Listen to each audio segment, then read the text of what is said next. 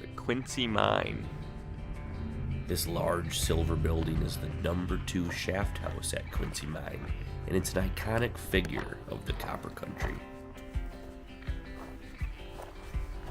The Keweenaw Peninsula was home to America's first metal mining boom, and it began around the 1840s. Wow. Now we're inside the shaft house, and it's 147 feet tall, going underground 9,260 feet, almost 2 miles. This is the man engine shaft. Until the 1890s, it was used as a mechanical ladder system to bring miners to their work sites underground. There's a lot of old ruins at Quincy Mine. This was a boiler house with 2 18-foot tall chimneys on each side. It housed 4 boilers, and it sat vacant ever since 1942. And this is the Hoist house for shaft number 4, much smaller than the Hoist house we're about to see.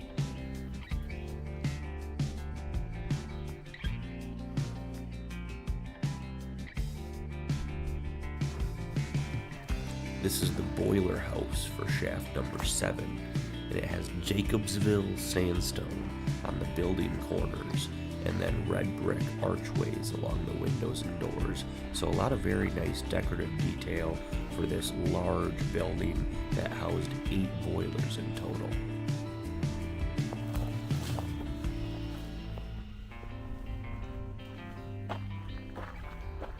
This is the Hoist house for the number 2 shaft.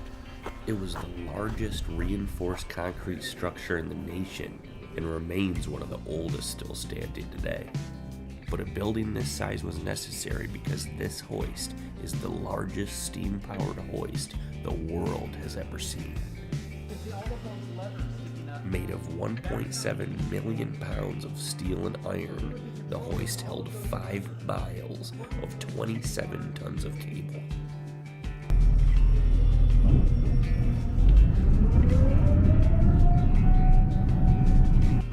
So most of the mine today is filled with groundwater, making it completely inaccessible, but there is a small section here that we're able to go and explore.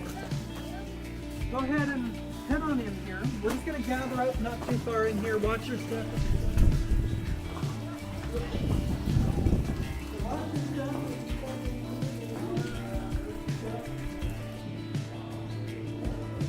Quincy Mine was established in 1846, but never turned a profit until finally in 1856, when miners discovered the Pewabic Lode, a rich streak of copper rock. Any fish in the little stream? No, there's no way to enter the mine. Do you see bats in here often? We used to have quite a few bats. Unfortunately, a few years ago, white nose syndrome. Essentially. Wow.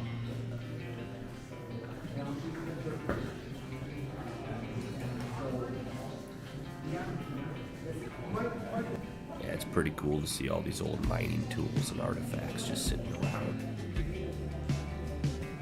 It really makes you think about the miners that used to work here.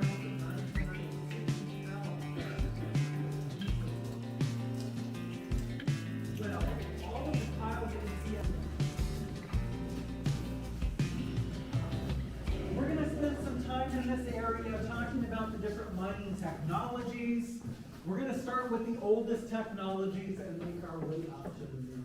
I want you to imagine yourself as a miner at Quincy, heading into your working area. So you're coming into your working area, and what starts to happen? You start to see less of the walls, right? You can't see too much around you anymore. So we are now in what is called a stope from the 1860s.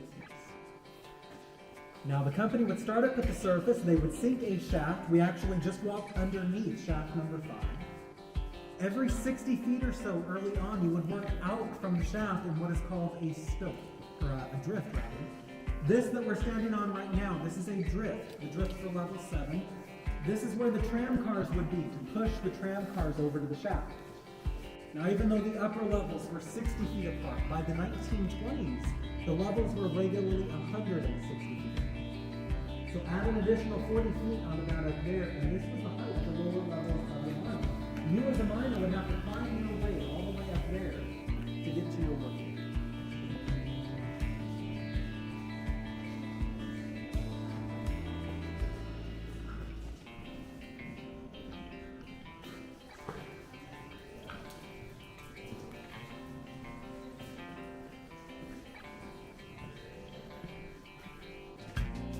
So this was pretty cool, guys. There was an old abandoned classroom that used to be used by the Michigan Tech mining students.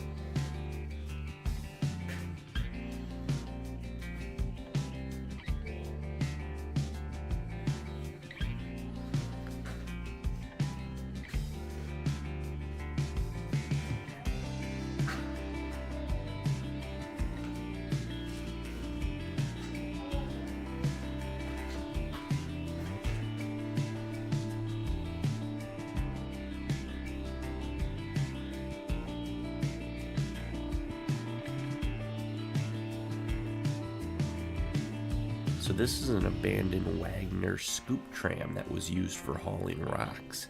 And this was actually used not by the Quincy Mine, but by the White Pine Mine.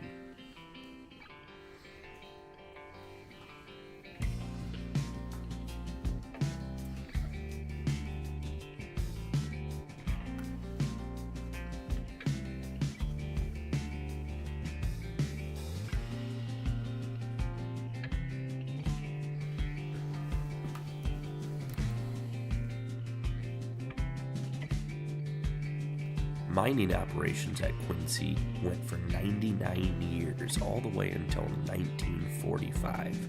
And at that time, the number 2 shaft was the longest mine shaft in the world. While the number 2 shaft house is the only one still standing today, there used to be 9 shafts in total here at Quincy. And shaft house number 6 is a pretty old, iconic one. Unfortunately, it was destroyed by fire in 1956.